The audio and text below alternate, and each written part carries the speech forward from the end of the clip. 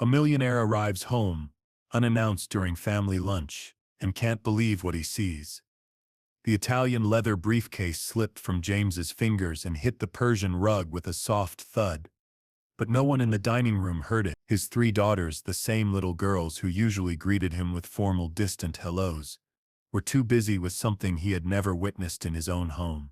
They were praying with genuine smiles on their faces. James stood frozen in the doorway, his heart hammering against his ribs, unable to take another step forward. He had moved up his flight from London by 24 hours to surprise his family, expecting to find the usual cold silence of his mansion, or perhaps the girls locked away in their rooms with whatever nanny was on duty. But what his eyes were seeing defied all logic. There, beneath the warm glow of the crystal chandelier, sat Emma, Olivia, and Lily, his 5-year-old triplets. They wore identical pale pink dresses, immaculate as always, but what threw James off completely was their posture. They were sitting properly, their small hands clasped together in front of their chins, eyes closed in devotion. And the person sitting across from them wasn't Vanessa, his fiancée and soon-to-be stepmother to the girls.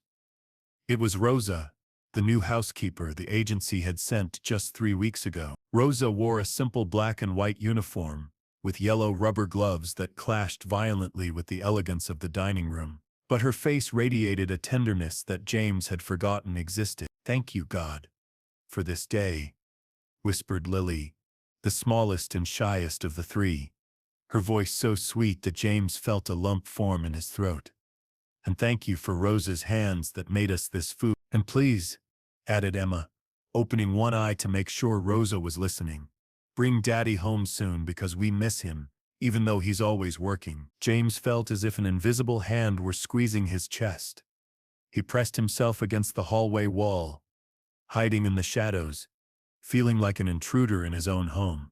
From his hiding spot he watched as Rosa opened her eyes and gave them a smile that lit up the room more than any expensive lamp ever could. There was no servility in her expression. There was pure love. On the solid mahogany table, there was no caviar, no salmon, none of the gourmet dishes that Vanessa insisted the girls should eat to refine their palates. Instead, there was a steaming pot of homemade macaroni and cheese, simple, golden, and comforting. The smell of butter and warm cheese reached him where he stood, awakening memories of his own childhood. Before the millions, before the business deals, before the coldness. But what James was about to witness next would change everything he thought he knew about his perfect life. "All right, my princesses," Rosa said softly, serving a generous portion onto each plate. "Now eat up. You need your strength to play in the backyard later. Remember to blow on it. It's hot." The girls didn't wait for a second invitation. They grabbed their forks with enthusiasm, laughing together. It was a scene of such overwhelming normalcy that it made James's eyes sting. When was the last time he had seen them laugh like this at the table? Whenever he was home, dinners were rigid, supervised by Vanessa's critical gaze, who corrected every movement, every elbow on the table, every sound while chewing. Here, with Rosa, there was respect, but there was also joy. James loosened his tie, feeling a mixture of guilt and gratitude. He was about to step in, to reveal his presence and hug his daughters, when the sharp sound of heels clicking against the marble floor stopped him cold. The atmosphere in the dining room changed instantly. The girls stopped laughing, their backs tensed.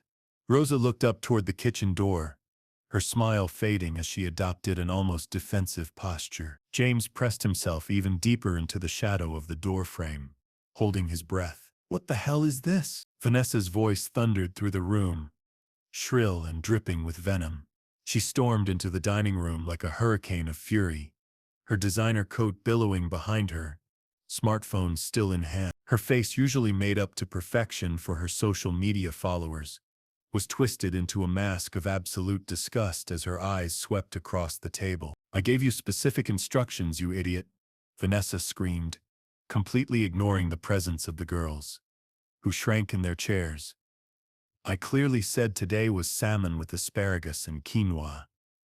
What is this carb-loaded garbage you're feeding them? James clenched his fist so hard his nails dug into his palms. He had never heard Vanessa use that tone inside the house.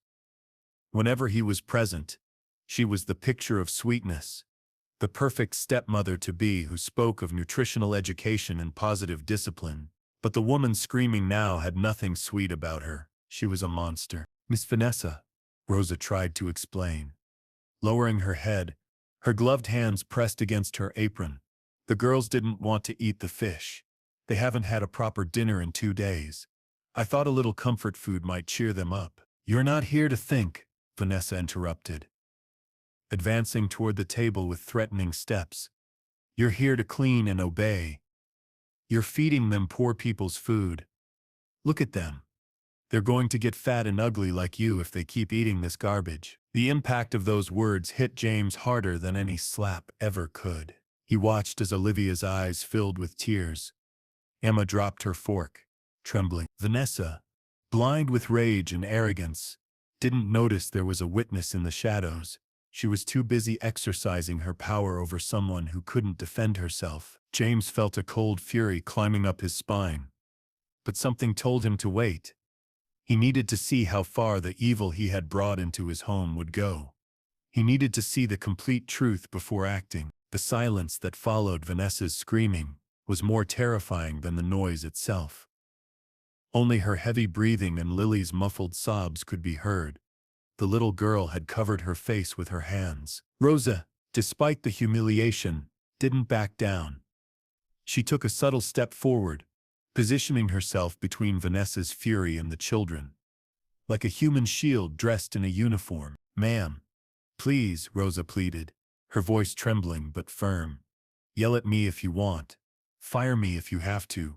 But don't talk to the girls like that. They're just hungry." Vanessa's response was a dry, cruel laugh, devoid of all humanity. She walked over to Lily's chair, grabbed the bowl of mac and cheese in front of the child, and with a violent, contemptuous motion, hurled it against the wall. The sound of the ceramic shattering was like a gunshot. The orange cheese sauce splattered across the imported wallpaper and stained the immaculate floor, looking like an open wound in the house's perfection. "Nobody tells me how to treat these brats," Vanessa shrieked, pointing an accusatory finger at Rosa, her perfect manicure gleaming under the light. "And you clean this mess up right now. If I see a single noodle on the floor in 5 minutes, you're out on the street with no pay and a reference so bad you won't even be able to get a job cleaning public restrooms." The 3 girls burst into tears simultaneously, terrified by the sudden violence. Lily jumped down from her chair and ran instinctively toward Rosa, wrapping her arms around her legs. Emma and Olivia followed, seeking refuge in the only person who offered them safety. The image was devastating. The housekeeper on her knees, embracing the 3 millionaire Harrises, staining her uniform with the children's tears, while the future lady of the house looked down at them with disgust. "Let go of her," Vanessa ordered, visibly revolted by the contact. "You're going to get lice or smell like grease. Go to your rooms right now. You're grounded without dinner for being disobedient and for conspiring with this nobody." James, from the darkness of the hallway, felt his blood boiling. Every fiber of his being screamed at him to storm in there and throw Vanessa out of his house. But his businessman's mind, cold and calculating, took control for one more second. If he went in now, Vanessa would cry. Invent an excuse, say she was stressed about the wedding, that she only wanted what was best for them. He needed her to feel safe in her cruelty. He needed her to take off the mask completely. Rosa, with tears in her eyes, stroked Lily's hair and whispered something in her ear. James strained to hear. "Go, my darlings. Everything's going to be okay. I'll sneak you some fruit later. Please, do what she says so she doesn't get angrier." The girls, obedient out of fear, let go of Rosa and walked with their heads down toward the stairs, passing by Vanessa without looking at her.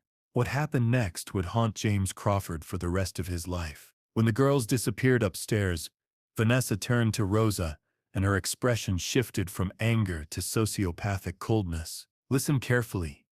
You pathetic little nobody. Vanessa hissed, getting so close to Rosa that she invaded her personal space. James comes back tomorrow. If you dare say a single word about what happened here, or if I catch you trying to play substitute mommy again, I'm gonna make sure you're accused of theft. Do you understand? I have plenty of jewelry that can magically appear in your bag. And who do you think the police will believe? The fiancé of James Crawford? Or some uneducated maid? Rosa didn't look up. She nodded slowly, swallowing her pride to protect her job. Probably because she desperately needed the money. She knelt on the floor and began picking up the shards of broken ceramic and scattered noodles with her gloved hands. Understood, ma'am, Rosa murmured. That's what I like. Know your place, Vanessa said, pulling a mirror from her purse to touch up her lipstick, as if she hadn't just terrorized 3 children. Now clean this up. It smells cheap in here. I'm going to take a salt bath. I need to get rid of the stress these insufferable kids cause me. I wish James would just send them to a boarding school in Switzerland once and for all. Vanessa turned on her heel and strutted out of the kitchen, her heels clicking with arrogance, passing within 3 feet of where James was hidden. He held his breath, catching her expensive perfume, a scent he once found seductive, but now turned his stomach. James stood alone in the hallway, looking toward the kitchen. There, under the fluorescent light, Rosa was still on her knees cleaning up the mess, but she wasn't crying for herself. James watched her kiss a small photo she pulled from her pocket, then look up toward the ceiling, toward where the girls' bedrooms were, with an expression of genuine concern. In that moment, James knew 2 things with absolute certainty. First, the wedding was canceled, even if Vanessa didn't know it yet. And second, he had to find out who this woman in yellow gloves really was, the one who was willing to endure insults and threats just to protect his daughters. The game had begun, and James Crawford always played to win. The millionaire adjusted his jacket, took a deep breath, and prepared for the most difficult performance of his life. Pretending he knew nothing, walking through that door as if he had just arrived, and beginning the game that would unmask Vanessa forever. He took 2 steps back toward the main entrance, grabbed the doorknob and turned it loudly. Then he called out with a falsely cheerful voice that hid the storm raging inside him. "Hello, family. I'm home early. Where are my princesses?" The sound of rags dropping in the kitchen was immediate. James's shout echoed through the foyer, with a false joy that burned his throat. But the effect was immediate. On the other side of the wall in the kitchen, the silent chaos of panic erupted. James, standing motionless by the front door, listened carefully. He heard Vanessa's frantic whisper, so different from the honeyed voice she usually used with him, hissing venomous orders. "Get up, you useless idiot. Clean that up now. If you say a word, I'll destroy you." Then the sound of a faucet running at full blast, trying to drown out any sobbing or cleaning noises, and the anxious clicking of her heels against the floor. James counted to 10, giving them time. He needed Vanessa to believe her performance was perfect. He looked at himself in the entryway mirror. His face was pale, his eyes dark with contained rage, but he forced a tired smile, the smile of a man who works too much and blindly trusts his woman. That would be his mask. "James, my love," Vanessa exclaimed, appearing through the hallway arch. The transformation was worthy of an Oscar-winning actress. Seconds ago, she had been a raging beast. Now she was running toward him with open arms, a radiant smile, her hair perfectly arranged, though James noticed the slight sheen of sweat on her forehead, and her controlled but rapid breathing.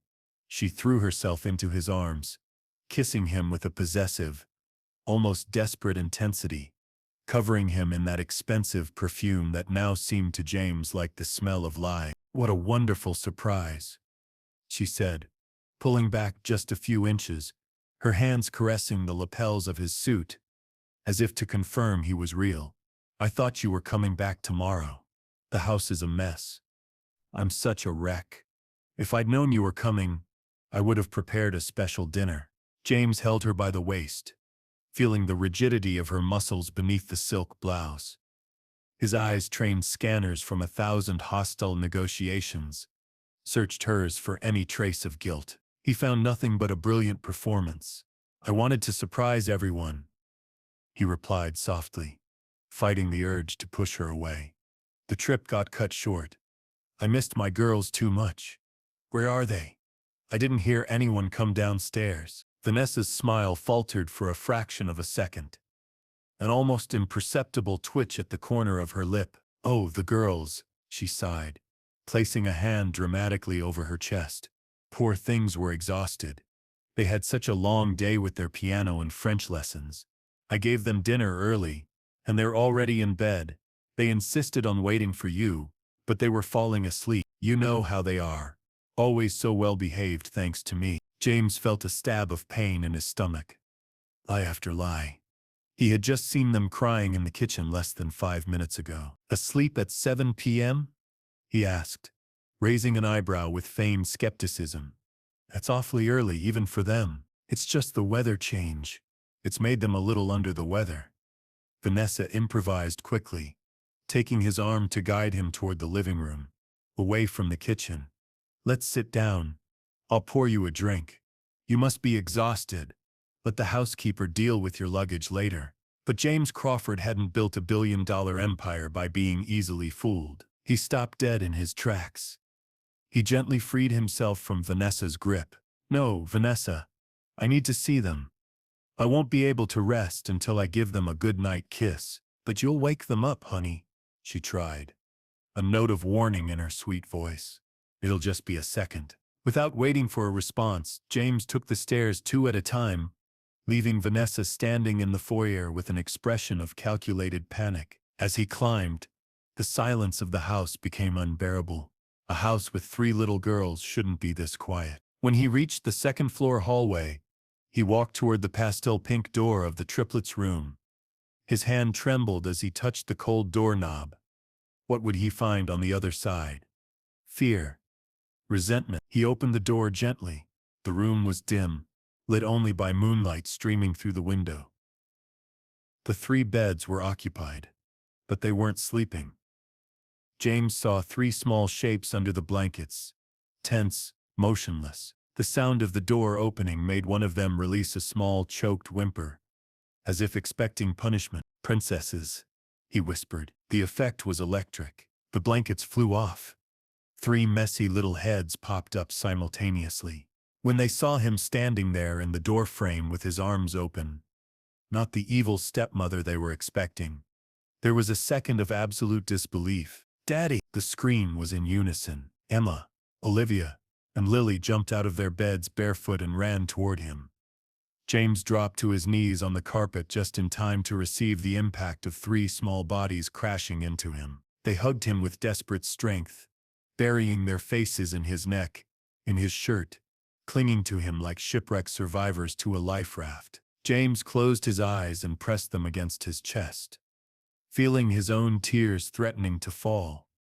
They smelled of strawberry soap and faintly of the cheese sauce from the kitchen. He noticed Olivia was trembling. "I'm here now. I'm here," he murmured, kissing their heads. "Why were you in bed so early?" Vanessa said, "You were tired." Emma, the oldest and bravest, pulled back slightly. Her eyes were red and swollen.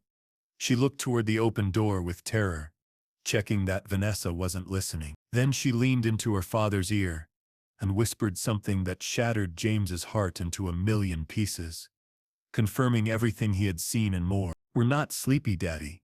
We're hungry." Her voice broke as she continued. "She threw our food at the wall. She said we were pigs and punished Rosa." James felt the world stop. One thing was seeing it from the shadows.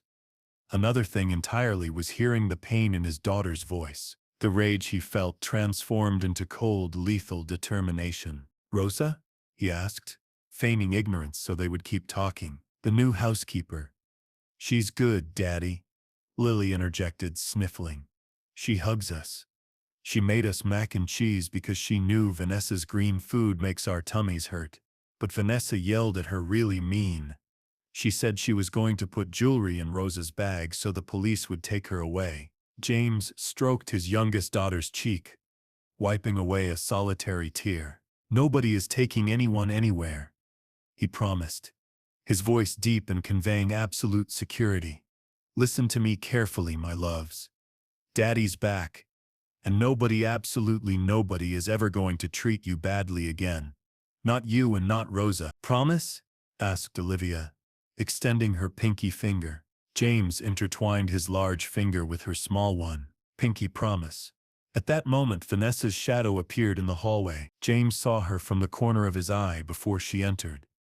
He stood up quickly, shifting his expression from tenderness to calm authority, hiding the volcanic fury inside him. "Oh, you woke them up," Vanessa said, from the doorway, her smile forced, her eyes fixed on the girls like daggers. "What a shame. They'll be impossible for school tomorrow." The girls pressed themselves against James's legs, using him as a shield. He felt his daughter's physical rejection of the woman he had planned to marry. There were no more doubts. There was no turning back. "They're hungry, Vanessa," James said, looking directly into her eyes. His tone was flat, unreadable. "They tell me they haven't had dinner." Vanessa let out a nervous little laugh, waving her hand dismissively. "What imaginations they have. They had salmon at 6. The thing is, they always want sweets before bed. And I'm strict about sugar. You support me on that, right, honey? Health comes first." James held her gaze. He saw fear flash in her pupil. "We're going downstairs," he announced, ignoring her question. "All of us. We're having dinner again, and I want Rosa there." "The housekeeper." Vanessa blinked, confused and offended. "Why? Her shift is over. She's probably in her room already." "Then have her come back," James ordered, taking Emma and Lily by the hand.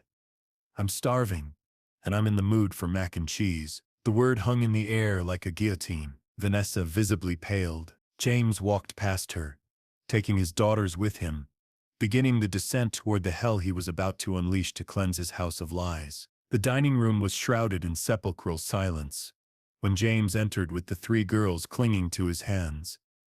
The table that had earlier been the scene of a moment of prayer and genuine love was now empty and cold, completely clean. Vanessa had forced Rosa to erase any trace of the culinary crime with military efficiency. Not a single stain of sauce remained, not a single shard of ceramic. Everything gleamed, but the atmosphere was suffocating. James seated the girls in their usual chairs. They moved cautiously, glancing toward the kitchen door, expecting the monster to start screaming again. "Sit down, Vanessa," James said, pointing to the chair on his right. It wasn't an invitation. It was an order. Vanessa obeyed, smoothing her skirt with trembling hands.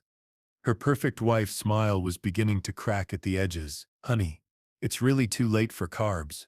She tried again, her voice rising an octave from nerves.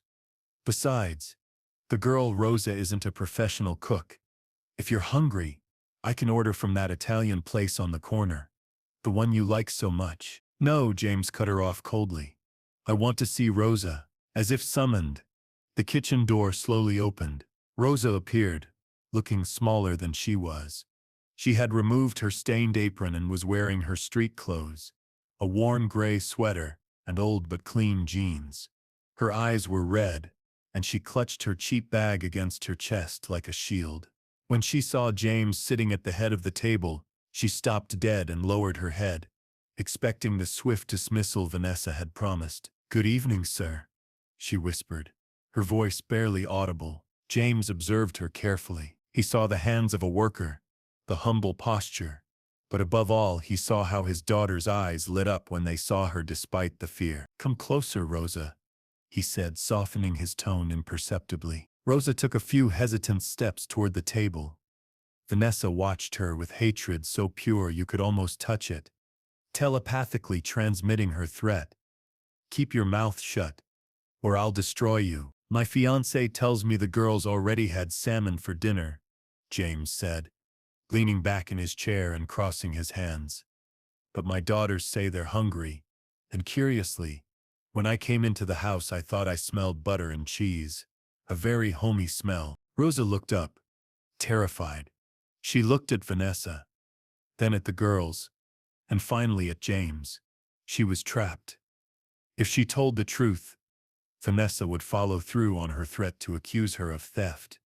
If she lied, she would betray the children and her own conscience.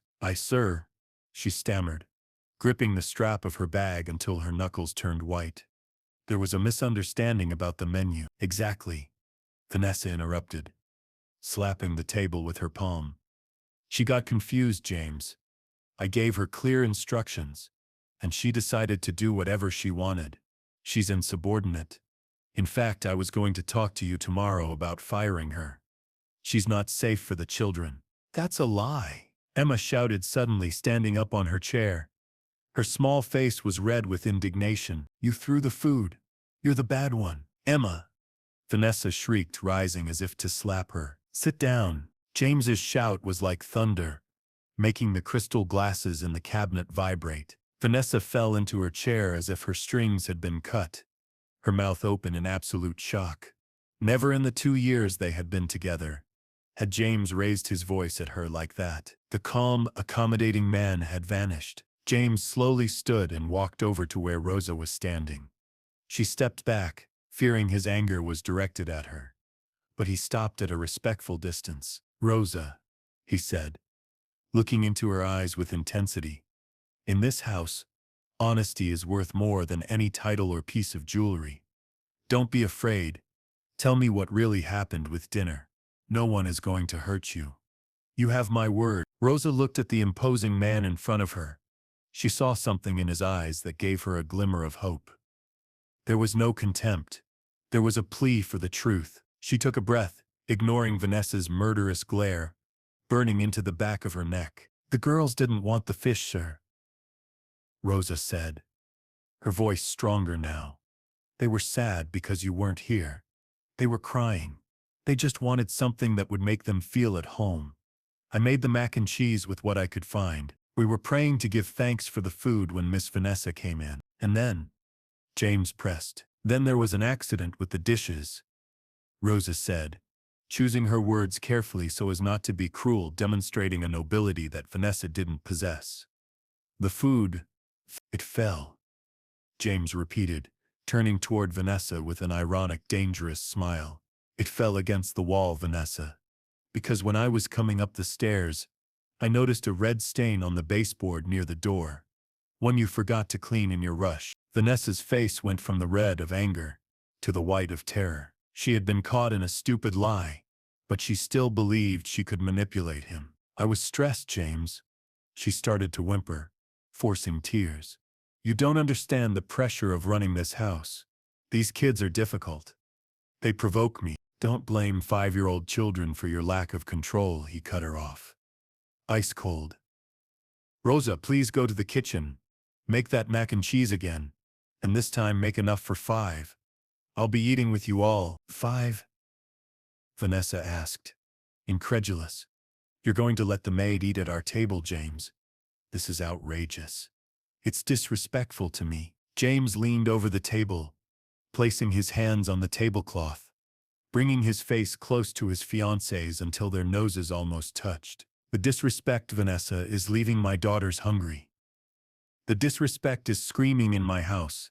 If you don't want to share the table with the woman who feeds and cares for my daughters with the love you clearly don't have, you're free to go to your room. Or better yet, you can go to a hotel. The silence that followed was dense and heavy. Vanessa, humiliated and cornered, pressed her lips together. She knew if she left now, she'd lose the war. She had to stay. She had to fix this. She swallowed her pride, which tasted like bile. I'll stay, she said through gritted teeth. Just to show you I can be gracious. James didn't smile. He turned to Rosa, who was still standing there, stunned at having been defended. Please, Rosa. We're hungry. Rosa nodded, a shy, grateful smile lighting up her tired face. Right away, sir. As Rosa disappeared into the kitchen and the sound of pots began like a melody of hope, James sat back down. He took Emma's hand. She was looking at him with absolute adoration. He had won the first battle, but he knew the war had barely begun. Vanessa was quiet, but her eyes fixed on the tablecloth were scheming revenge. James knew she wouldn't give up easily.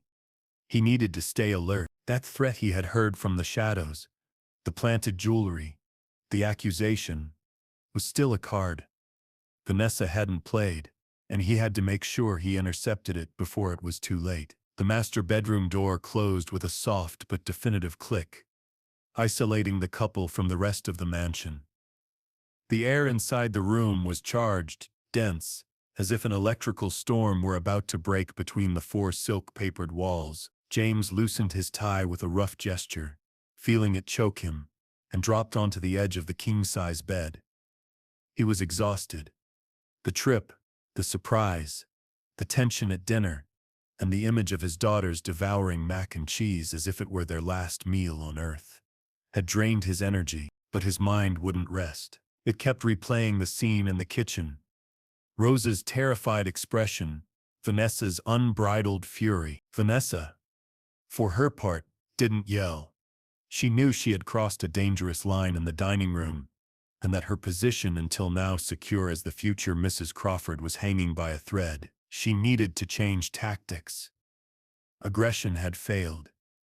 It was time for calculated victimization. She sat in front of her vanity, her back to James, and began brushing her hair, with slow, rhythmic strokes.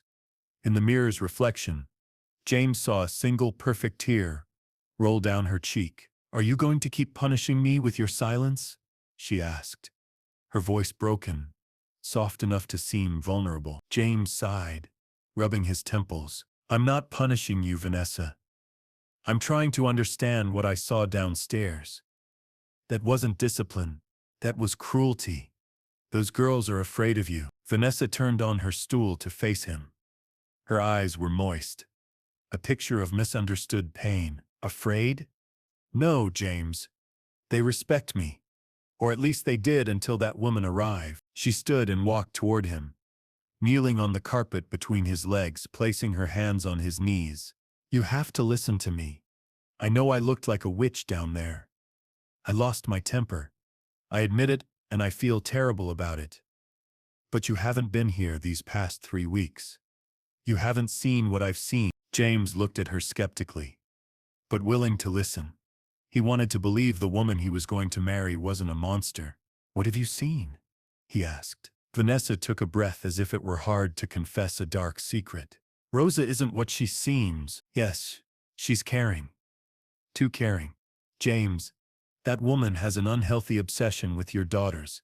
At first I thought it was diligence, but it's become disturbing." "Disturbing?" "She made them dinner because they were hungry. That's not disturbing.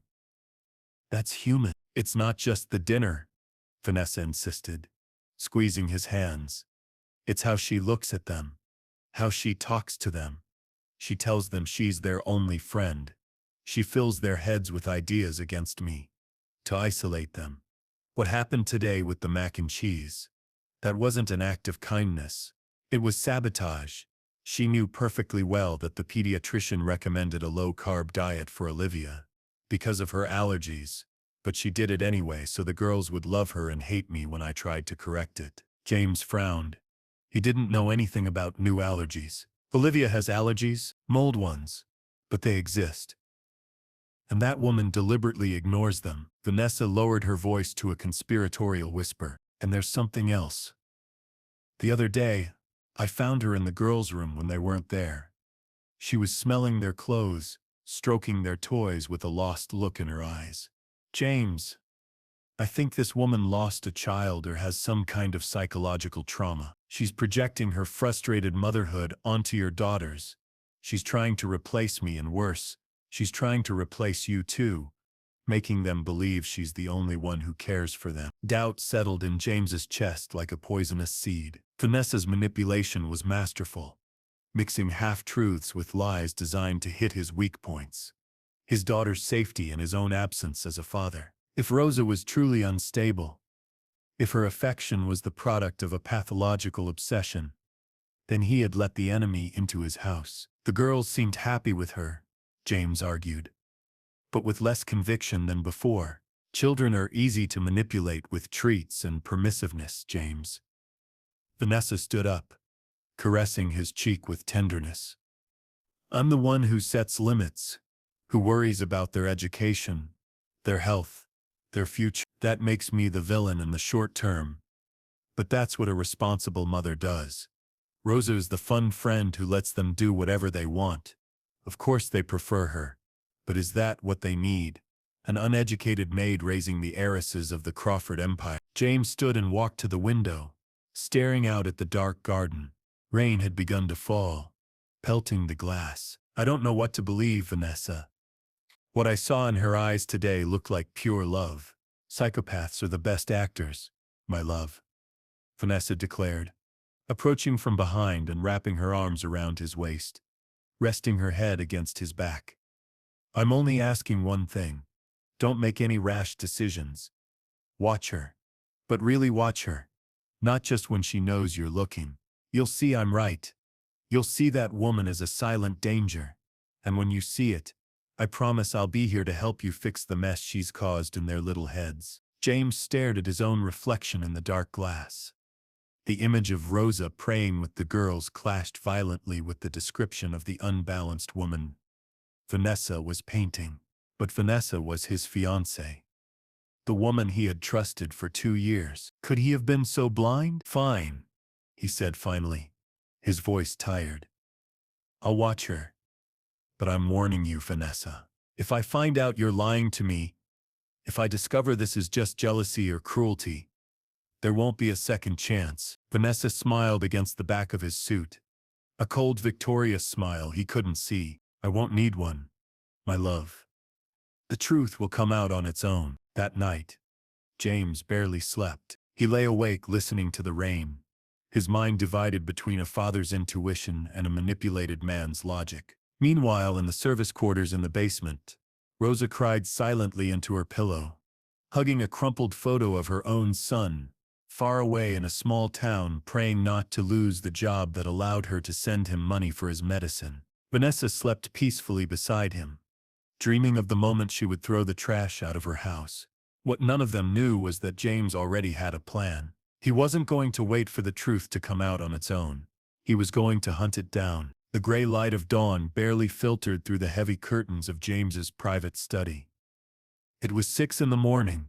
The house was still submerged in the profound silence of early morning. But James was already dressed, a cup of black coffee in hand, his eyes fixed on the wall in front of him. He hadn't gone to the office.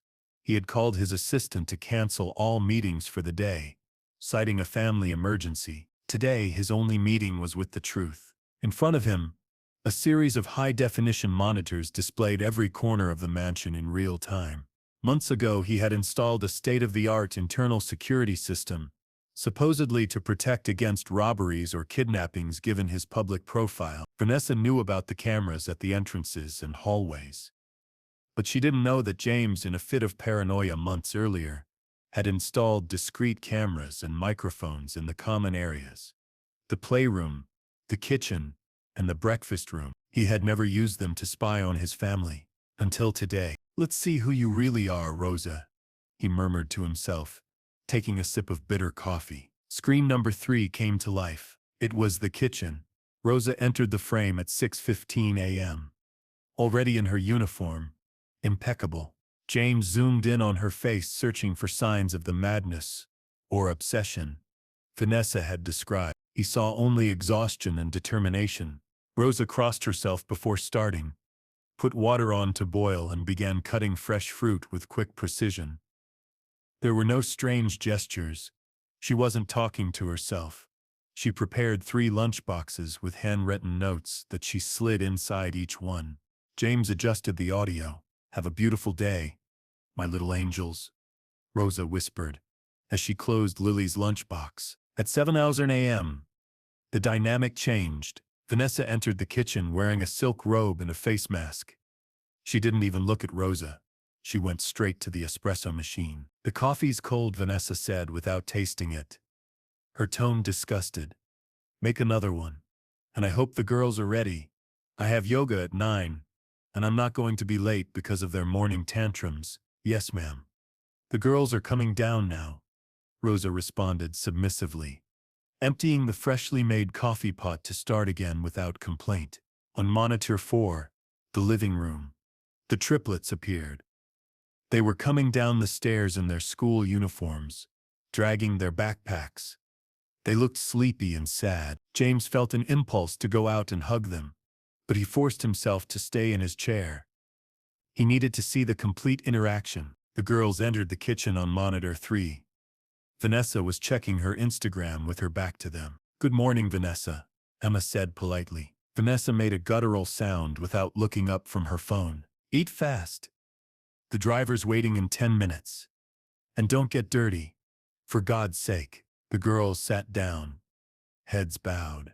Rosa approached the table with plates of fruit and oatmeal. The moment Rosa came near, the girls' energy changed. It was subtle, but James saw it clearly on the high-definition screen. Their shoulders relaxed. Olivia gave the housekeeper a quick smile. "Can you braid my hair, Rosa?" Lily asked, touching a loose braid. "It hurts when I do it myself. I don't have time for that." "Lily," Vanessa snapped from the counter. "Rosa has to clean the bathrooms before 8. Rosa looked at the wall clock, then at Vanessa, then at the child with pleading eyes, ignoring the implicit order to step away. Rosa pulled a small comb from her apron pocket. "Come here, sweetheart," Rosa said in a very low voice, almost inaudible to Vanessa, but captured perfectly by the system's sensitive microphone. "We'll do it super fast. Magic quick hands." Lily got down from her chair and went to her. Rosa began combing her hair with a gentleness that broke James's heart. They weren't rushed tugs. Rosa held the roots of the hair so it wouldn't hurt. She passed the comb gently and while doing so, straightened the collar of the girl's shirt. It was an act of absolute maternal intimacy. "Rosa?" Olivia asked, chewing a piece of melon. "Why doesn't Daddy have breakfast with us? Is it because he got mad last night?" James held his breath in his study. "No, sweetheart," Rosa replied, finishing Lily's braid and tying a perfect pink bow. "Your daddy loves you with all his heart. He has to work a lot to take care of this big house. But last night I saw him look at you like you were his greatest treasure.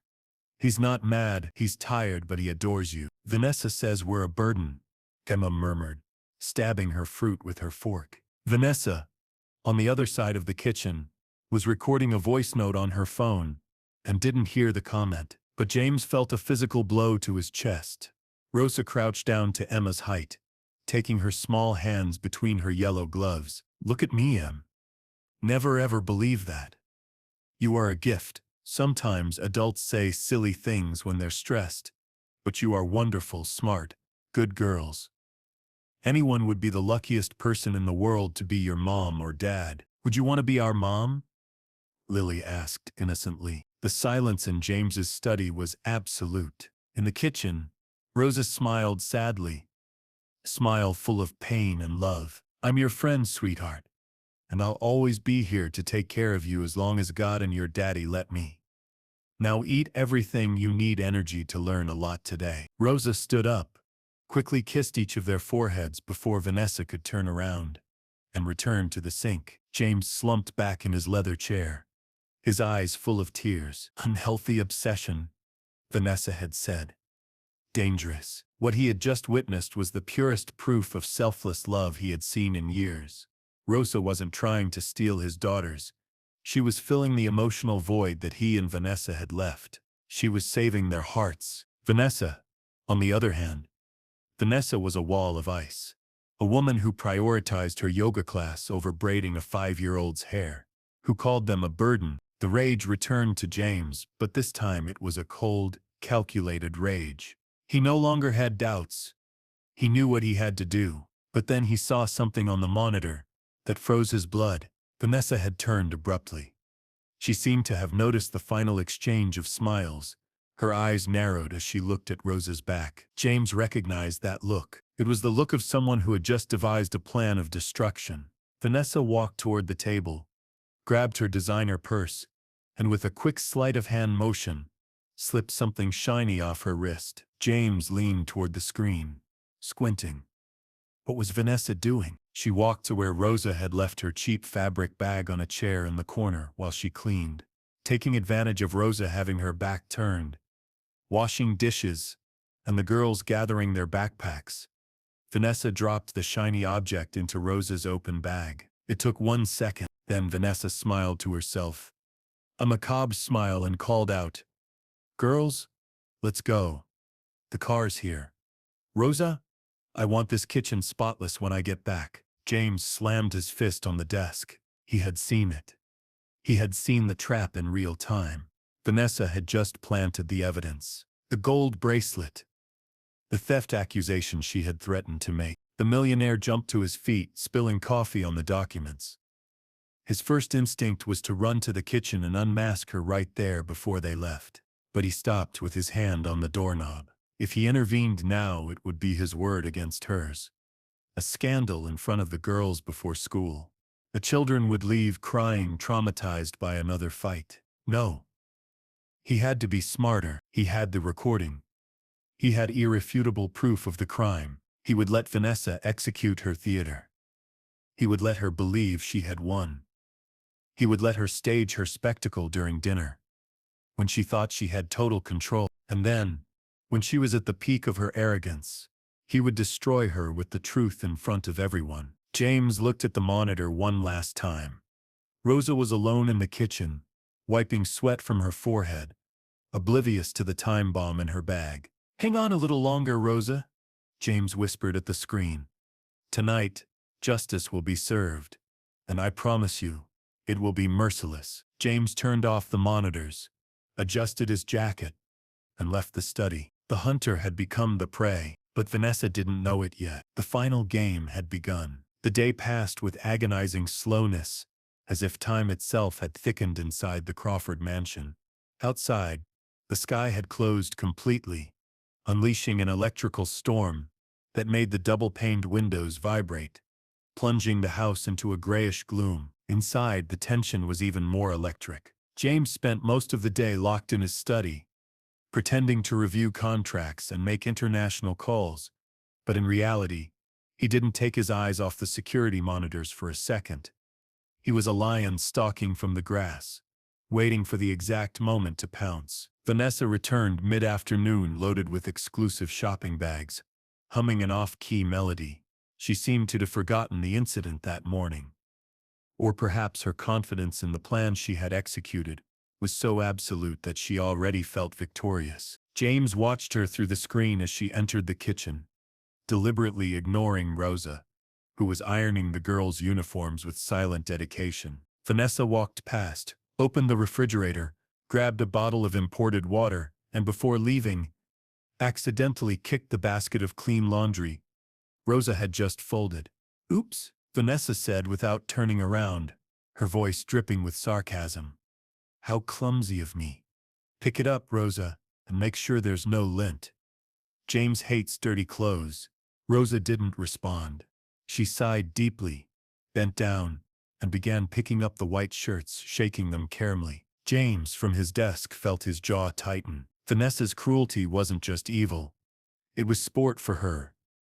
She enjoyed humiliating someone she considered inferior. At 4 o'clock, the school bus dropped the triplets at the door.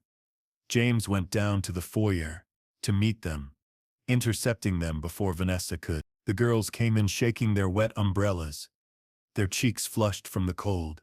"Daddy," they shouted when they saw him, running toward him. James hugged them, breathing in the smell of rain and childhood.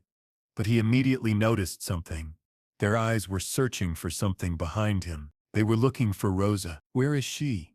Lily whispered, tugging at her father's sleeve. "She's in the kitchen making your snack," James replied with a wink. "Go ahead, but don't make too much noise. Vanessa's resting." The girls ran toward the kitchen as if it were a bomb shelter. James followed at a prudent distance and stopped by the half-open door.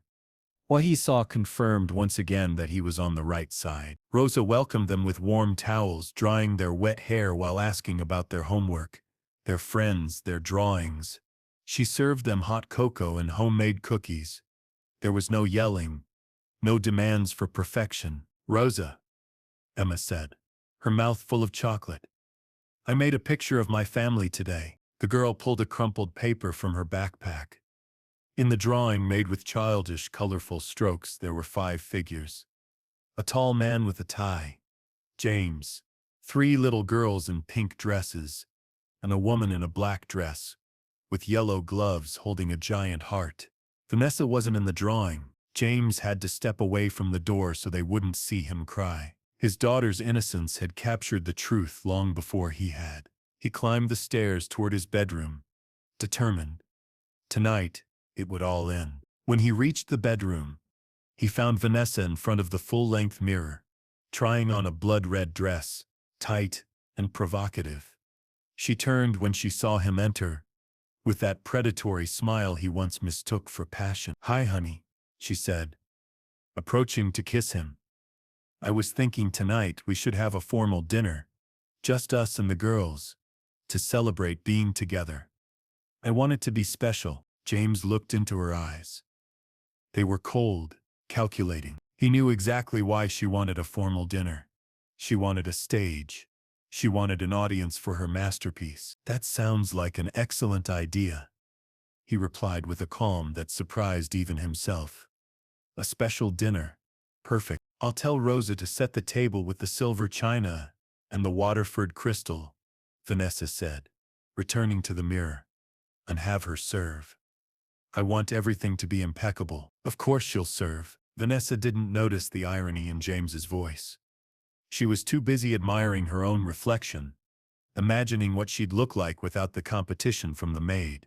She put on diamond earrings, adjusted her dress, and touched up her makeup. She was preparing for war disguised as a party. While Vanessa got ready, James went to his safe, pulled out a small portable digital recorder, and slipped it into the inside pocket of his jacket.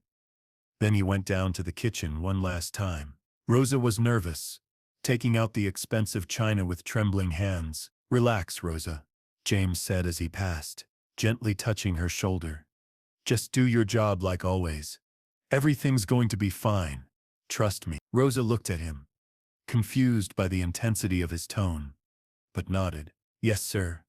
Thank you, sir." James went out into the garden in the rain, lit a cigarette, though he had quit years ago, and looked toward the lit dining room window. 30 minutes until dinner. 30 minutes until Vanessa's trap was sprung. 30 minutes until his life changed forever. He threw away the half-finished cigarette, crushed it hard against the wet pavement, and went inside. It was time. The dining room gleamed under the light of the crystal chandelier. The table was set with millimetric precision. White linen tablecloths, polished silverware, and a centerpiece of red roses that seemed to bleed under the artificial light. But the air was so thick it was hard to breathe. The triplets sat in their places, dressed in their best Sunday dresses. But their faces didn't reflect celebration. They reflected fear. They kept their hands in their laps, not daring to touch anything. Glancing toward Vanessa, who presided over the table with a glass of red wine in hand, James occupied the opposite head. His face was a marble mask. He ate mechanically, cutting meat with precise movements, tasting nothing. His eyes traveled from Vanessa to Rosa, who was serving water with nervous efficiency, trying to make herself invisible. "The roast is a little dry, don't you think, honey?" Vanessa broke the silence, setting down her glass with a sharp clink. "I suppose it's too much to ask for the help to know how to cook medium rare." James set his cutlery on his plate. "It tastes delicious to me, Vanessa. The girls are eating everything. That's what matters." Vanessa let out a forced little laugh. "Always so accommodating. You're too good, James.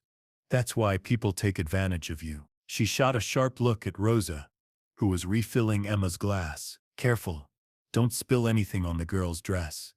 It's Italian silk, worth more than your annual salary." Rosa's hand trembled slightly, but she managed to finish serving without incident. "Thank you, Rosa," Emma said quietly, staring down her future stepmother. Vanessa pressed her lips together, clearly irritated by the girl's loyalty to the employee. She looked at her wrist, or rather, at her bare wrist. The moment had arrived. James watched as her eyes widened in an exaggerated theatrical gesture of surprise. "Oh no!" Vanessa exclaimed, touching her wrist, and then her neck. "This can't be." Everyone at the table startled. The girls stopped eating. "What's wrong?" James asked, leaning back in his chair, observing the performance. My bracelet, Vanessa cried, standing up so fast she nearly knocked over her chair. The diamond and sapphire bracelet you gave me for our anniversary. I don't have it. She began frantically patting herself down, checking the floor around her chair, moving the napkins violently. You probably left it on your vanity, James said calmly. I saw you putting on your earrings earlier. No, she insisted, her voice rising. I was wearing it when I came down. I remember fastening it before I left the bedroom. I came straight to the kitchen to supervise. She stopped dead, her eyes locking onto Rosa like two daggers. To supervise this woman. Rosa, who was collecting dirty plates at the sideboard, froze. Her face lost all color. Ma'am, I haven't seen anything, she stammered, pressing the tray against her chest. You. Vanessa walked toward her, pointing an accusatory finger. You were hovering around me all afternoon when I accidentally knocked over the laundry. You bent down near me. Vanessa. Please. James intervened, standing but not approaching. You're upset. Don't make accusations without proof. Proof? Vanessa spun toward him, her eyes wild with feigned fury. You always defend her. It's obvious it was her. She's a desperate nobody who's been eyeing my jewelry with envy since she got here. James, that bracelet cost $50,000. I demand you search her things right now. I don't have anything. I swear to God, Rosa cried, backing up until she hit the wall. The girls started crying in their chairs, terrified. Shut up, you thief! Vanessa shrieked. If you don't have it, then empty your bag. Now, I want to see what's in that ratty bag you carry everywhere. The silence that followed was terrible. Only Lily's sobs could be heard. James walked slowly toward Rosa. He stood in front of her, blocking Vanessa's view for a moment. He looked into the trembling woman's eyes and whispered, Do it, Rosa. Trust me. Rosa, her hands shaking so badly she could barely coordinate, walked to the chair where she had left her fabric bag while serving dinner. She picked it up. Vanessa approached like a vulture, snatching it from her hands before she could open it. Let me, she hissed. With a violent motion, Vanessa dumped the contents of the bag onto the dining room table. Right on the immaculate white tablecloth, out fell an old coin purse, a wooden rosary, a packet of tissues, some keys, and with a heavy, brilliant metallic sound, out fell the diamond and sapphire bracelet. The gleam of the jewels under the chandelier seemed to blind everyone for a second. Aha! Vanessa cried triumphantly, pointing at the jewelry like it was a trophy. There it is. I knew it. You're a dirty thief. Rosa covered her mouth, choking on a cry of horror. No, I didn't put that there. I swear to you, Mr. Crawford, it wasn't me, she cried desperately, falling to her knees on the floor, pleading. Someone must have put it there.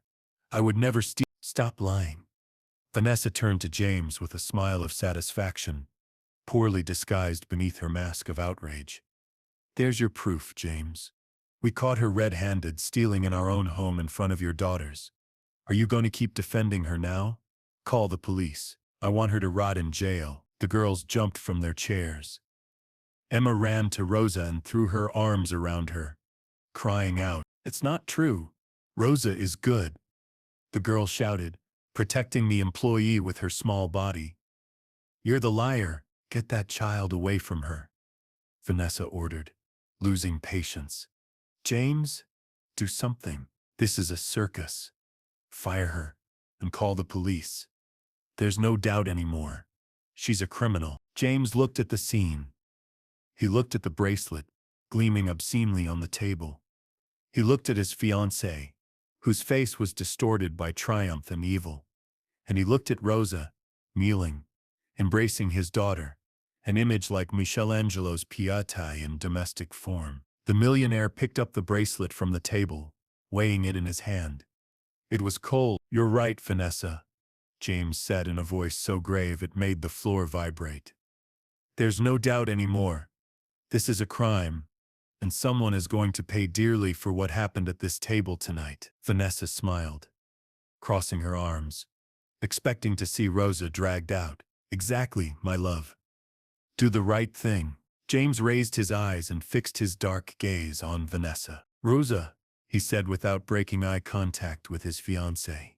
Stand up. Rosa obeyed, sobbing, helped by Emma. James, what are you doing? Vanessa asked, her smile fading as she noticed his strange tone. Why are you speaking to her with respect? She's a thief, is she? James asked, taking a step toward Vanessa. He pulled his hand from his jacket pocket. He wasn't holding a phone to call the police. He was holding a small remote control. Vanessa, before we call the police, I think there's something we should all see. What are you talking about? James pointed the remote at the large flat-screen TV, embedded in the wall at the back of the dining room, usually off during meals. Turn on, James said. The black screen came to life. A crisp, high-definition image appeared. It was the kitchen. The date and time in the upper right corner read 7:15 a.m. That same morning. On the screen was the empty kitchen, except for Rosa, who had her back turned, washing dishes, and then Vanessa walked in. The real Vanessa, standing in the dining room, went pale as a corpse. Her mouth opened, but no sound came out. In the video, everyone watched as the Vanessa on screen looked around, crept over to Rosa's bag, removed the bracelet from her own wrist, and dropped it into the open bag. Then she smiled at the hidden camera with pure malice before calling out for the girls. The video ended, and the screen froze on that evil smile. The silence in the dining room was absolute, broken only by the hum of the television. The girls stared at the screen with wide eyes. Rosa covered her mouth, finally understanding the trap. James slowly turned toward Vanessa, who was trembling, backing away step by step toward the exit. Explain this, Vanessa, James said with terrifying calm. Explain why the woman who was going to be my wife and my daughter's mother is planting false evidence to frame an innocent woman whose only crime has been to show them love. Vanessa backed into the sideboard. She was cornered. There was no lie that could save her from her own image and for James, I can explain. It's a setup, she babbled desperately. Shut up. James's shout was so powerful that Vanessa physically flinched. Not one more word of lies in this house. James walked to the front door and threw it wide open. The storm outside was raging. Wind and rain blew into the foyer. What? Vanessa started crying, real tears this time. Tears of fear and humiliation. James, it's pouring. I have nowhere to go. I'm your fiancé. You're nothing anymore, he declared. You have 5 minutes to get your things before I call the police and hand them this video as evidence of slander, defamation, and child abuse. And believe me, with my attorneys, you'll be spending a long time in prison. Vanessa looked around for support but found only James's contempt, the girl's fear, and Rosa's dignified gaze as she stood wiping her tears. You're going to pay for this, Vanessa screamed, recovering one last ounce of venom as she ran toward the stairs to grab her purse. All of you are pathetic. James slammed the door shut as she went upstairs, the sound of her heels fading on the upper floor. Then he turned to the table where his 4 women were watching him. He approached Rosa, who was still trembling. Forgive me, Rosa, he said, gently taking her hands. I had to let this go all the way so she couldn't deny anything. I'm so sorry I put you through this. Rosa, her eyes full of gratitude, shook her head. Don't worry, sir. Thank you. Thank you for believing me. James looked at his daughters, who ran to embrace both him and Rosa in a giant group hug. For the first time in years, the Crawford mansion didn't feel cold. It finally felt like a home. But James knew the wound was deep, and the night wasn't over yet. The storm outside the Crawford mansion seemed to have entered Vanessa's soul. As she climbed the stairs toward the master bedroom, her steps weren't those of a defeated woman. They were those of a wounded, dangerous beast. James followed close behind, making sure she didn't damage anything or anyone on her way out. The girls had stayed downstairs, hugging Rosa on the living room couch, trembling not from cold, but from the emotional elation they had just witnessed. When they entered the bedroom, Vanessa didn't look for a suitcase. She spun toward James, mascara running down her cheeks, transforming her face into a grotesque mask of hatred. "You think this ends here, James?" she spat, hurling her designer purse onto the bed with fury. "You think you can throw me out like a dog and stay all cozy with your perfect little maid? I'm throwing you out because you're a criminal and an abuser," James replied, his voice icy, leaning against the doorframe with his arms crossed. "You're lucky I haven't called the police yet. Be grateful I don't want my daughters to watch you get handcuffed. Pack your bag. I want you out in 3 minutes." Vanessa let out a hysterical laugh, a shrill sound that chilled James's blood. She began ripping clothes from the hangers in her closet, throwing silk dresses and fur coats to the floor in a messy pile. "Police?" she mocked, frantically stuffing jewelry into a case. "Go ahead, call them. And when they get here, I'll tell them you forced me to do it.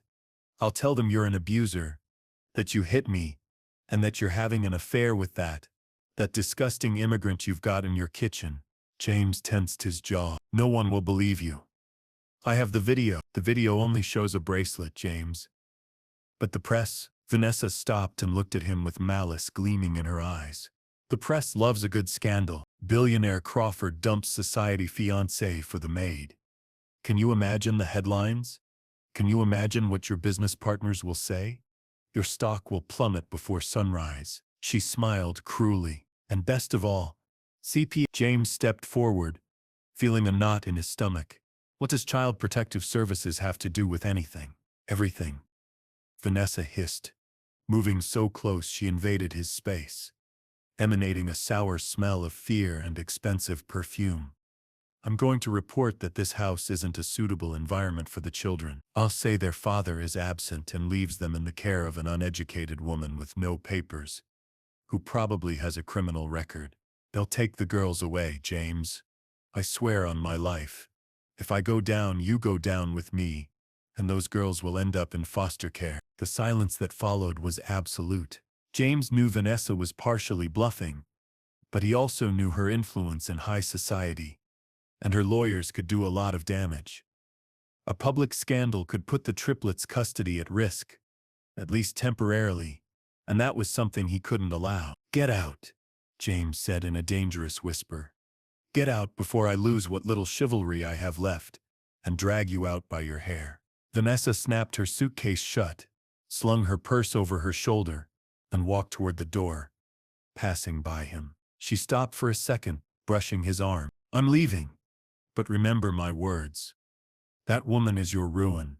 She's going to cost you your daughters." James watched her go down the stairs. He saw the girls hide behind the couch when they saw her pass. He saw Vanessa look at Rosa one last time with a smile that said, "This isn't over," before opening the front door and disappearing into the rainy night. The final slam echoed through the entire house, closing a chapter but opening a wound. James went downstairs and straight to his daughters. He hugged them tight, kissing their heads. "She's gone. She's not coming back. You're safe." "Really, Daddy?" Olivia asked, her eyes wide. "Really?" "Pinky promise." Rosa stood by the kitchen door, nervously wiping her hands on her apron. She was pale. She had heard the yelling from upstairs. The mansion's acoustics were treacherous. Vanessa's threats about CPS and losing the girls had reached her ears clearly. James approached her. "Rosa, don't listen to what that crazy woman said. You're safe here. No one is going to take you out of this house." Rosa nodded, but she didn't look him in the eye. Her heart was pounding. "Yes, sir. Thank you, sir. Would you like me to make something else for the girls? They must be hungry after all this." "No. Rest. It's been a horrible day. I'll take the girls to bed. Go sleep, Rosa. You deserve it." James went upstairs with the girls, trying to project normalcy. But downstairs, in the solitude of the kitchen, Rosa didn't go to rest. She collapsed into a chair, trembling. Vanessa's words echoed in her head like a death sentence. "That woman is your ruin. She's going to cost you your daughters." Rosa looked around at the luxury, the security, the warmth of this home she had come to love in such a short time. She was just a humble employee. James was a powerful man. If Vanessa followed through on her threats, If the press attacked, if someone came to investigate, she would be the reason those three girls were separated from their father. She was the weak point. She was the stain on the perfect reputation of the Crawfords. I can't do this to them, Rosa whispered into the void, tears rolling down her cheeks. I can't let them take his daughters because of me. I love them too much to be their downfall. She stood with painful determination. She climbed up to her small service room. She didn't turn on the light. She pulled her old suitcase from under the bed and began packing her few belongings.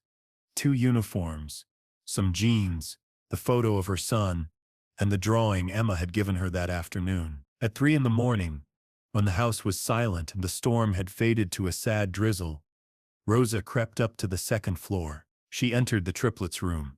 All three were sleeping peacefully, oblivious to the sacrifice happening. Rosa approached each one, kissing their foreheads gently so as not to wake them, letting her tears fall onto their pillows. Forgive me, my darlings, she whispered, her voice choked with pain. This is to protect you. Someday you'll understand. Be good girls. Eat everything. Don't forget to pray. She left the room with a broken heart, feeling like she was leaving her life behind. She went down the stairs, left a note on the kitchen table next to her house keys, and slipped out the back door. The cold night received her, and as she walked toward the late-night bus stop, Rosa didn't look back, knowing that if she did, she wouldn't have the strength to leave. The morning sun poured through the dining room windows with force, a cruel contrast to the darkness about to descend on the Crawford family. James woke with a feeling of lightness he hadn't felt in years. Vanessa was gone. The nightmare was over. For the first time, he felt like the master of his life and his home. He showered humming, dressed in comfortable clothes, and went downstairs eager to see his daughters. And if he was honest with himself, eager to see the sweet-eyed woman who had defended his family with everything she had. He expected to find the smell of fresh coffee and the sound of laughter in the kitchen. But when he reached the bottom of the stairs, he found only silence. A heavy, dense, wrong silence. Rosa, he called, entering the kitchen. The kitchen was spotless, cold. Nothing on the stove. The curtains were closed. On the Marble Island counter where breakfast was usually served, there was only one object. A piece of notebook paper torn and folded in half, with his name written in shaky handwriting. Next to the paper lay the house keys and the yellow rubber gloves, neatly folded. James's heart lurched violently. He rushed to the note, unfolding it with hands that were starting to sweat. Mr. Crawford, thank you for defending me and for treating me like a person. I will never forget your kindness. But I can't stay. Miss Vanessa was right about one thing. I don't belong in your world. If I stay, I'll only bring you problems, shame, and scandals. I heard what she said about taking away your daughters. I would rather die than be the reason your girls are separated from you. They need their father, not a maid who only causes trouble. Please tell my girls that I love them with all my soul. Tell them to eat well, to be brave. Take care of them, sir. You are a good man. Don't let anyone tell you otherwise. Goodbye forever, Rosa. James read the letter twice, 3 times, refusing to process the words. Goodbye forever. He felt a physical blow, as if the air had been ripped from his lungs. She was gone. She had left to protect him. She had believed Vanessa's poisonous lies and sacrificed herself in silence. No, James shouted, slamming his fist on the table, crumpling the letter. No, no, no. At that moment, rapid footsteps came down the stairs. The triplets appeared in the kitchen doorway in their pajamas, rubbing their eyes. Daddy? Emma asked, frightened by his shout. What's wrong? Where's Rosa? We're hungry. James turned toward them. His face, contorted with pain and frustration, scared them. He tried to compose himself, but it was useless. How could he tell them that the only real mother figure they had ever known had left because of his evil ex-fiancée? My loves, he began, kneeling to their height. Rosa had to leave. Leave where? Lily asked, her lower lip starting to tremble. To the store? No, sweetheart. She went to her home. far away. She's coming back for lunch? Olivia insisted. James shook his head, feeling his soul break. No, baby. She's not coming back. The three girls' cries were devastating. It wasn't a tantrum. It was a lament of deep loss. They threw themselves to the floor, screaming Rosa's name. Inconsolable, James hugged them, trying to contain the tide of sadness, but he himself felt an enormous emptiness. Without her, the house went back to being a cold mansion, a mausoleum of luxury. Without life, hours passed. The girls refused to eat breakfast. They locked themselves in their room, hugging pillows that still smelled of her. James, desperate, called the employment agency. I need Rosa Gonzalez's address, he demanded over the phone. I'm sorry, Mr. Crawford, the receptionist's metallic voice replied. Due to privacy policies, we cannot provide personal information. Also, Rosa's file indicates she has no fixed address in the city, only a P.O. box in a small town 6 hours away. She formally resigned this morning by email. James hung up the phone, frustrated. He felt helpless. He had millions of dollars, private jets, influence, but he couldn't find the woman who had taken the light from his home. He went into the girls' room to try to calm them. They were sitting in a circle on the floor, eyes red. Lily was holding an old teddy bear with a voice recording mechanism.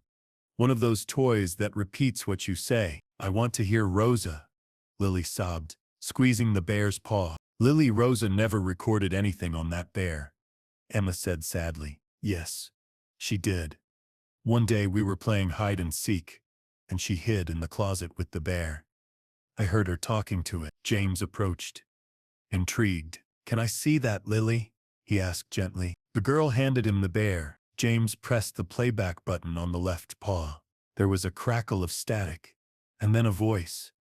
But it wasn't Rosa's voice. It was Vanessa's. James froze. The recording must have been from weeks ago, perhaps activated by accident, or left there by fate. Listen to me carefully, you stupid brats. Vanessa's unmistakable voice hissed from the toy, in a tone that chilled the blood. I'm sick of your whining. If you tell your father that I didn't feed you today, I swear I'll throw this bear and all your toys in the garbage. Your father doesn't love you. Understand? He only comes home because he feels sorry for me. If it weren't for me, he would have sent you to boarding school years ago.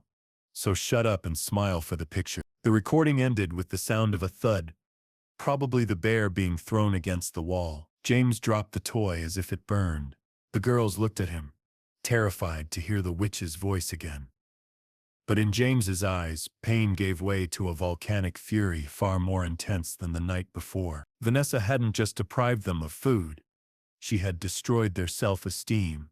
She had made them believe their father didn't love them. That was psychological torture. And Rosa had arrived at that battlefield, and without weapons had healed those wounds with pure love, facing the monster in silence. Now he understood why Rosa had left. It wasn't just fear for herself. It was terror that Vanessa would carry out her threats against the children. Rosa had sacrificed herself to eliminate the cause of Vanessa's anger. James stood up.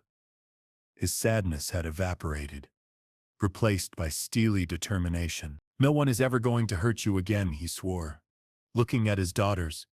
And I promise you one thing, I'm going to bring Rosa back, even if I have to turn over every stone in this country. He left the room, pulled out his phone, and dialed a private number. I want the best private investigator in my office in 10 minutes, he ordered, as he ran down the stairs. And get the helicopter ready. We're going to a small town. The hunt had begun, but this time, it wasn't for revenge. It was for redemption. James wasn't going to let the woman of his life escape because of a lie. He was going to find her, beg her forgiveness on his knees, and ask her for something more than just coming back to work. He was going to ask her to stay forever.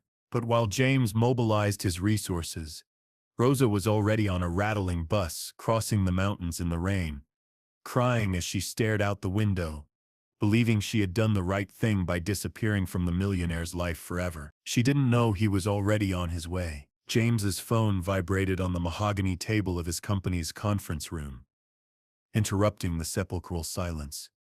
It was 10 in the morning. In front of him, a team of 5 elite lawyers, the most expensive legal sharks in the city, awaited instructions with pens in hand. On the giant screen on the wall, an Instagram live stream was playing. It was Vanessa. She was sitting in a luxury hotel suite, wearing a white robe, her eyes strategically reddened, speaking to her phone camera in a broken voice that would have moved anyone who didn't know her true nature. More than 50,000 people were watching the live stream, and that's why I had to flee last night, Vanessa said, dabbing away a non-existent tear. I'm scared, friends. I'm so scared. James is a powerful man, and I'm just a woman who tried to take care of his daughters.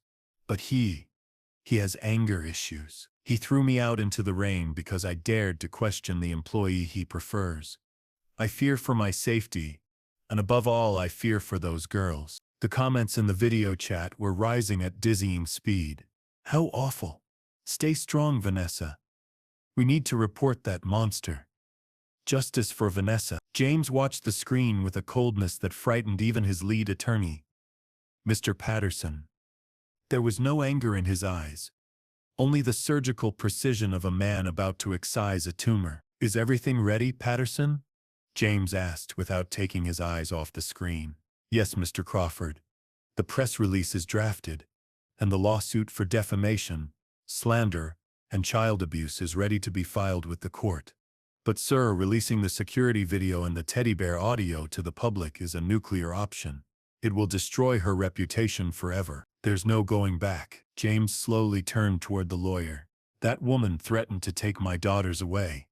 She threatened to send them to foster care. She psychologically tortured 5-year-olds by telling them their father didn't love them. James leaned over the table. I don't want to damage her reputation, Patterson. I want to incinerate it. I want no one in this country to dare believe a single word that comes out of her mouth by the end of the day. Do it now. Patterson nodded and gave the order via his phone. On the giant screen, Vanessa's broadcast continued.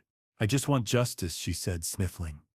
I just want the truth to be. Suddenly her expression changed. She stopped looking at the camera and looked at her own phone screen, reading comments that were beginning to shift dramatically. Liar. The video just leaked. You planted the jewelry on the poor woman. You're a monster. I heard the teddy bear audio. Vanessa to prison. Vanessa's face went pale in real time. Her performance crumbled. What? What are you talking about? She stuttered, forgetting her victim act. That's fake. It's a setup. James grabbed the remote and turned off the screen. He didn't need to see more. Vanessa was finished. Her social life, her credibility, and her threat had been neutralized in a matter of seconds. Now only what mattered remained. The conference room door burst open, and Marcus walked in. James's head of private security, a former military man with a weathered face who came in drenched from the rain, his expression grave. Sir, we found her, Marcus said without preamble. James jumped to his feet, knocking over his chair. Where is she? It wasn't easy. She didn't use credit cards, paid for everything in cash. But we reviewed security footages from the South Bus Terminal. She bought a ticket at 5 a.m. for a town called Pine Mountain, Virginia. James frowned. He knew the area. It was a mountainous, remote, poor region, difficult to access. What time did the bus leave? 5:30. She's been on the road 6 hours. Get the helicopter ready, James ordered, heading for the exit. We can't fly, sir. Marcus stopped him, blocking his path. The storm's gotten worse. There's a red alert in the mountains. 80-mile-an-hour winds and torrential rain. No pilot will take off in this weather. It's suicide. James clenched his fists. He felt time slipping through his fingers like sand. If Rosa reached that town, she'd disappear into the mountains. She could cross the state line, or vanish into some hamlet where no one asked questions. If he lost her today, he might never see her again, and his daughters would never forgive him for letting her go. Then we go by land, James decided. Bring the armored SUV. You drive, sir. The mountain roads are dangerous in this weather. There's a risk of mudslides. We should wait for the storm to pass. My daughters are at home crying because they lost the only mother they've ever known," James shouted, losing his composure for the first time that morning. "I'm not going to wait for the sun to come out. If I have to drive to the ends of the earth myself, I will move." 10 minutes later, a black high-end SUV pulled out of the underground garage of Crawford Tower, slicing through the curtain of rain at full speed. James sat in the passenger seat, the GPS glowing on the dashboard, tracing a red line that snaked toward the dark mountains on the horizon. He called home. Emma answered. "Daddy?" The little voice sounded small and scared. Listen carefully." "I'm going to find her." "Rosa." There was an immediate change in tone.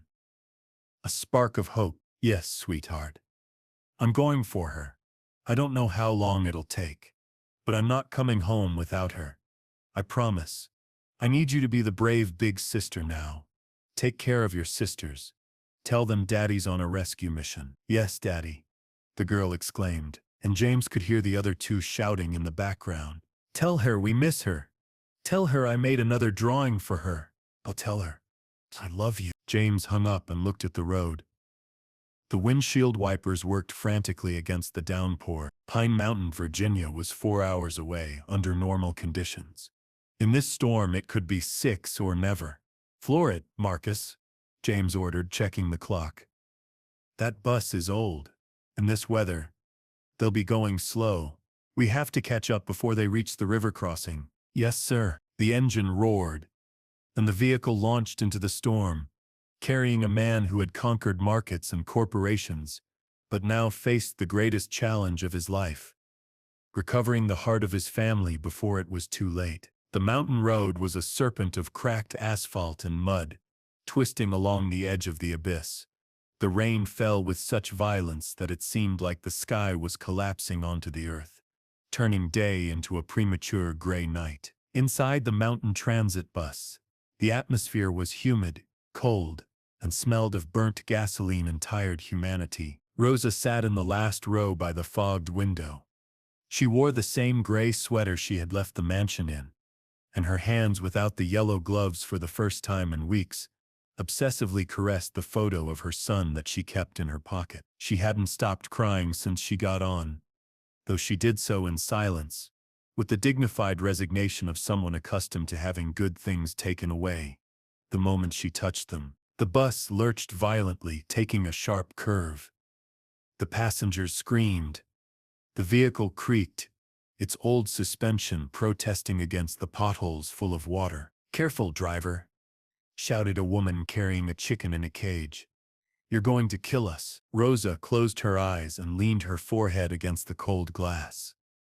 Part of her wished the bus would never arrive. Going back to her hometown meant going back to poverty, to loneliness, to staring at her phone waiting for a call from the employment agency that might never come after she had abandoned her post. But what hurt most wasn't the future poverty. It was the memory of the emotional richness she had just lost. She remembered Lily's laugh when she tickled her, Emma's serious look when she told her secrets, Olivia's hugs, and she remembered James.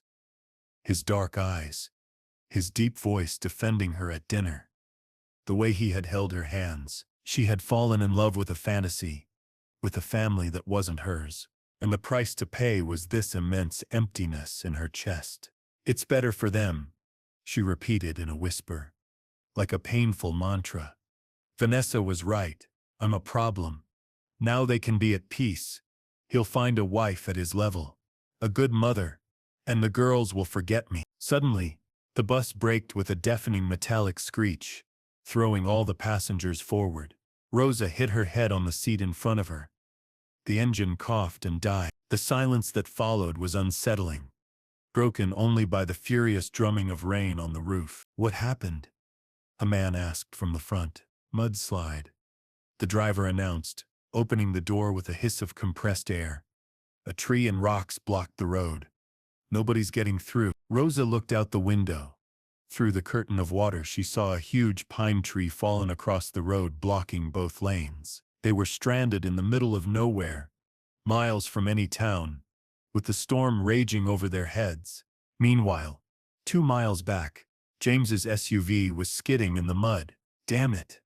Marcus shouted, fighting the steering wheel to maintain control. The road's washing out, sir. It's too dangerous. Keep going, James ordered, gripping the door handle.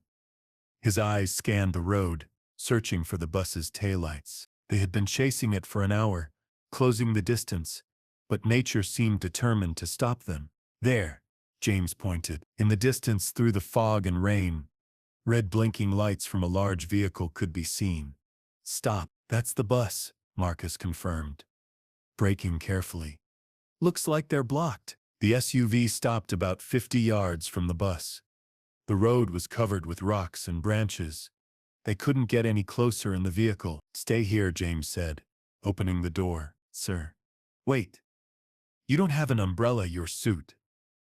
Marcus tried to stop him. James didn't hear. He jumped onto the flooded asphalt.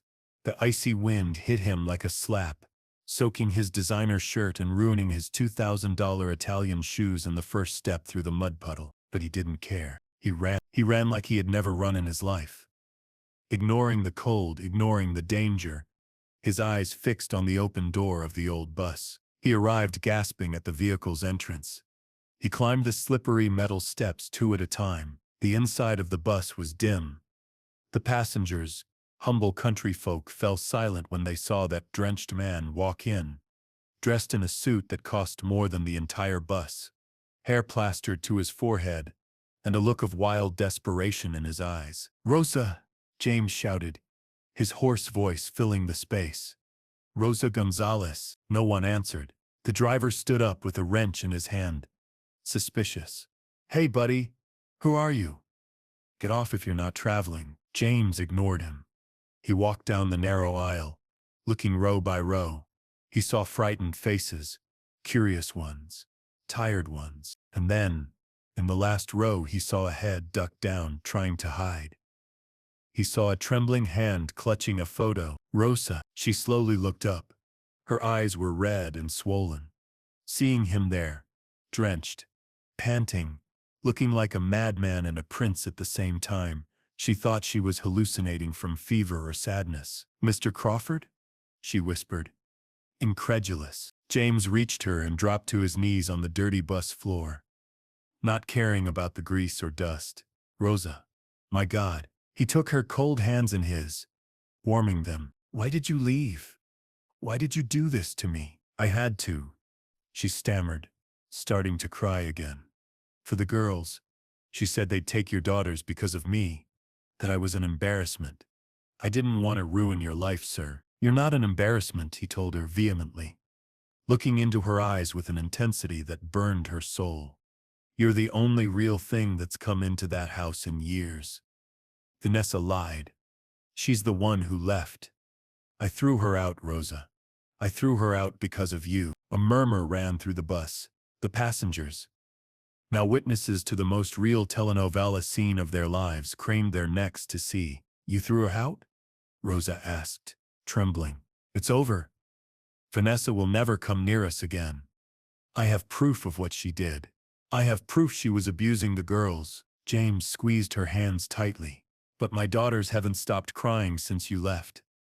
They won't eat. They won't sleep. Emma asked me if she was going to be alone again. Lily talks to her teddy bear, waiting for you to answer. Tears rolled freely down Rosa's cheeks. My girls aren't just your girls, Rosa, James said, lowering his voice, creating an intimate space in the middle of the crowded bus. They're ours, if you want them to be. I didn't come all this way to ask you to come back as the housekeeper. I didn't come to offer you a raise. James released one of her hands and reached into his wet pocket. He didn't pull out a ring. It wasn't the time for that yet. But he pulled out something more valuable. He pulled out the crumpled drawing Emma had made. The drawing where all 5 of them were together. I came to ask you to come home. To your place. Emma drew you as part of the family. And children always tell the truth. Rosa looked at the drawing, wet from the rain dripping off James's jacket. She looked at the powerful man who was kneeling in the mud for her, and for the first time in her life, she allowed herself to believe she deserved to be happy. They won't take me to the police? she asked in a thread of a voice, her last fear speaking. James let out a broken laugh, a mixture of relief and tears. The only police you'll see is the ones coming to take Vanessa away if she dares show up again. He stood and gently pulled her up. Let's go, Rosa. The car's waiting. The girls are waiting. We have a dinner to finish. Mac and cheese, remember? Rosa stood, picked up her old suitcase, looked at the bus passengers who were now smiling, some even timidly applauding. Let's go home, she said, and the words sounded different in her mouth. It was no longer a place of work. It was a destination. James put his arm around her shoulders, protecting her, and together they walked down the bus aisle toward the exit. Outside, the storm still raged. Thunder shook the earth, but James didn't care anymore. He was bringing the sun back to his mansion. They got off the bus and ran through the rain toward the armored SUV. Marcus was waiting with the door open, and a discreet smile. "Mission accomplished, sir?" the security chief asked. James looked at Rosa, who was wiping water from her face and smiling shyly, but with light in her eyes. "Mission accomplished, Marcus. Let's go. The princesses are hungry." The SUV turned around on the narrow road, leaving behind the stranded bus and Rosa's past of loneliness, and accelerated back toward the city. The return trip would be long, but inside that car, for the first time, a true family was beginning to take shape, and James knew, as he glanced at Rosa from the corner of his eye, that the next step wouldn't be hire her. It would be to make her fall in love. But that would be the final part of the story. The silence inside the armored SUV was no longer heavy or uncomfortable.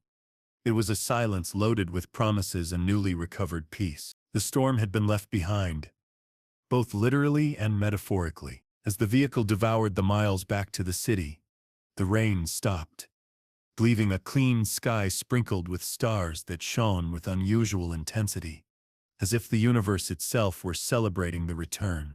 James was driving now. Having insisted Marcus rest, he wanted to be at the wheel. He wanted to feel like he himself was bringing his family safely to the destination they deserved. Beside him in the passenger seat, Rosa dozed from exhaustion, her head resting against the cold window, still clutching Emma's drawing, as if it were a winning lottery ticket. When they pulled onto the Crawford property, every light in the mansion was on. It looked like a lighthouse in the middle of the night. James stopped the engine in front of the main entrance. Rosa woke with a start, disoriented for a second, until she saw the imposing facade of the house. Fear returned to her eyes for an instant. The fear of not belonging. The fear that it had all been a feverish dream on the bus. "Are you ready?" James asked, turning off the headlights and facing her. His voice was soft, lacking the arrogance of the millionaire who had arrived days before. It was the voice of a man in love who still didn't dare confess the full extent of his feelings. "I'm scared, sir," she admitted. "Not for me, for what people will say. You're a Crawford. I'm me." James leaned over the center console, gently took her chin, and made her look at him. "You're the woman who saved my daughters when I was too blind to see the truth. That makes you nobler than anyone in my social circle. In this house, starting today, you have as much say as I do. Understood?" Rosa nodded, swallowing, feeling warmth rise to her cheeks. James got out of the car and ran to open her door, a gentleman's gesture he had never shown Vanessa. The moment the key turned in the lock of the front door, there was a commotion. It wasn't thunder. It was footsteps, small, rapid footsteps running across the wooden floor of the foyer. "Rosa!" The scream was triple and deafening. Emma, Olivia, and Lily, who had been watching from the living room window regardless of the hour, threw themselves at her with the force of a hurricane of love. Rosa fell to her knees on the foyer floor, laughing and crying at the same time, buried under a mountain of arms, flannel pajamas, and sticky kisses. "You came back. Daddy brought you," Lily shouted, kissing her cheeks. "I told my bear you come back. We thought you were gone forever," Olivia sobbed, clinging to Rosa's neck as if her life depended on it. James watched the scene from the doorframe, hands in his pockets and a lump in his throat. Seeing his daughters so happy, So complete, confirmed he had made the best decision of his life by getting in that car in the rain. Marcus, the security chief, passed by carrying Rosa's old suitcase. "Should I take this to the service quarters, sir?" he asked quietly. James shook his head without taking his eyes off his new family. "No. Take that suitcase to the guest suite on the main floor. The blue room. Rosa won't be sleeping in the basement anymore. And tomorrow, I want you to contact the best interior designer in the city. We're going to redecorate that room to her taste." Marcus smiled, nodded respectfully, and disappeared upstairs. The night was long but full of light. No one wanted to sleep. The girls dragged Rosa to the kitchen, not to have her serve them, but to sit her in a chair and serve her an imaginary feast of cookies and milk, while James, an enthusiastic amateur, attempted to make hot chocolate for everyone. The next morning, reality from the outside world tried to burst their bubble. While they were eating breakfast all together at the table with Rosa seated at James's right, the millionaire's phone rang. It was his lawyer. "Mr. Crawford, turn on the news," Patterson's grave voice said. James picked up the remote and turned on the small kitchen TV. On the morning news, Vanessa's image appeared, but it wasn't the glamorous image she usually projected. It was a mugshot. Scandal in high society. Vanessa L., former fiancée of billionaire James Crawford, was arrested early this morning at the international airport while attempting to board a private flight to Switzerland. Authorities found jewelry reported stolen from the Crawford mansion months ago in her luggage, as well as digital evidence linking her to cases of defamation and extortion. The district attorney has also opened an investigation for child abuse following the leak of disturbing audio recording. Rosa covered her mouth in shock. The girls looked at the screen, confused. James immediately turned off the television. "It's over," he said firmly, looking at the 4 women in his life. "The monster is gone. Is she going to bad guy jail?" Emma asked with a mix of fear and curiosity. "Yes, sweetheart. Where she can never yell at anyone again." Rosa sighed, feeling a weight of tons lift from her shoulders. Divine justice and earthly justice had acted. Months passed. The Crawford mansion underwent a radical transformation. The cold, untouchable designer furniture was replaced by comfortable sofas you could jump on. The heavy curtains were opened to let in the sun. The garden, once a museum of geometrically pruned plants filled with toys, a treehouse and a Labrador puppy, James adopted for the girls. Rosa never put on the uniform again. James formally hired her as tutor and household coordinator, a made-up title to justify a generous salary and give her the authority she deserved. Though in practice, she was the heart of the home. She studied in the mornings while the girls were at school, finishing the high school diploma she had abandoned due to poverty. And in the afternoons, the house filled with laughter and homework. But there was something else floating in the air. A sweet, electric tension that grew every day between the millionaire and the former employee. James came home early from work every day. He started forgetting about his business trips, and every time their eyes met across the dinner table, time seemed to stop. One Friday night, 6 months after the storm incident, the scene from the beginning repeated itself, but corrected and improved. James came home with a bouquet of wild flowers. Not the pompous red roses he used to buy for Vanessa, but simple, colorful field flowers. Rosa's favorites. He walked into the dining room. The scene was a mirror of the past, but without the shadows. Emma, Olivia, and Lily were seated at the table praying. But this time they weren't wearing stiff dresses. They wore comfortable loungewear, and across from them, presiding over the table with a natural elegance that no amount of money could buy, sat Rosa. She was no longer wearing yellow gloves. She wore a simple sky blue dress that highlighted the sparkle in her eyes. "Amen," the 3 girls said in unison. James cleared his throat from the doorway. 4 heads turned. 4 identical smiles of happiness greeted him. "Daddy," the girls shouted. But they didn't get up, waiting for the protocol they had established. James walked to the table, set down his briefcase, which now weighed less because it carried fewer burdens, and approached Rosa. He handed her the flowers. "These are for you," he said. and his fingers brushed hers as he handed over the bouquet, holding the contact a second longer than necessary. "They're beautiful, James," she said, calling him by his name for the first time without the sir.